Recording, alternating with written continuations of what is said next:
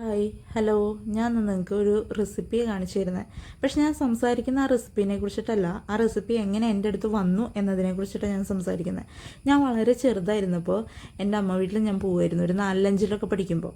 അപ്പോൾ എൻ്റെ അമ്മേൻ്റെ തൊട്ടടുത്ത് ഒരമ്മാമ്മ മക്കളൊന്നും നോക്കാണ്ട് ഒറ്റയ്ക്ക് താമസിക്കുന്നുണ്ടായിരുന്നു. അപ്പോൾ ഞാൻ ഫുൾ ടൈം ആ അമ്മാമ്മയുടെ അടുത്ത് പോകും. അപ്പോൾ ലഞ്ച് ടൈം ആകുമ്പോൾ അമ്മാമ്മ എനിക്ക് ചോറ് തരും. മിക്കതും ഒരു ഉള്ളിയും മുളകും വെച്ചിട്ടുള്ളൊരു ചമ്മന്തി ആയിരിക്കും. ചില ദിവസങ്ങളിൽ ഈ മോരുകറി ഉണ്ടാവും. അന്നാണ് ആദ്യമായിട്ട് തക്കാളി ഇട്ട മോരുകറി ഞാൻ കൂട്ടുന്നത്. നല്ലൊരു ടേസ്റ്റാണ്. അപ്പോൾ ഞാൻ വീട്ടിൽ വന്ന് ഞാൻ പറഞ്ഞു, നല്ല ടേസ്റ്റുള്ളൊരു മോരുകറി എന്ന് പറഞ്ഞു.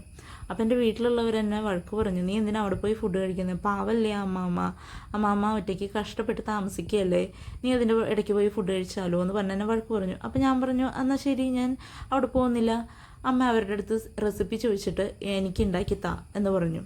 പക്ഷെ എൻ്റെ മമ്മി എങ്ങനെ ഉണ്ടാക്കിയാലും ആ ഒരു ടേസ്റ്റ് എനിക്ക് കിട്ടില്ലായിരുന്നു. അങ്ങനെ എൻ്റെ മമ്മി ഇടയ്ക്കിടയ്ക്ക് ഉണ്ടാക്കും, പക്ഷെ എനിക്ക് അങ്ങനെ ടേസ്റ്റിനെ കുറിച്ച് പ്രത്യേകിച്ച് അഭിപ്രായ വ്യത്യാസങ്ങളൊന്നും ഉണ്ടായിരുന്നില്ല. കുറേ കാലങ്ങൾ അങ്ങനെ കഴിഞ്ഞ് ഞാൻ കുക്ക് ചെയ്യാനായപ്പോൾ ഞാൻ ഈ റെസിപ്പി ഏറ്റെടുത്തു. ഇതിൻ്റെ ഇടയ്ക്ക് എൻ്റെ ആ അമ്മമ്മ മരിച്ചു പോയിട്ടാ.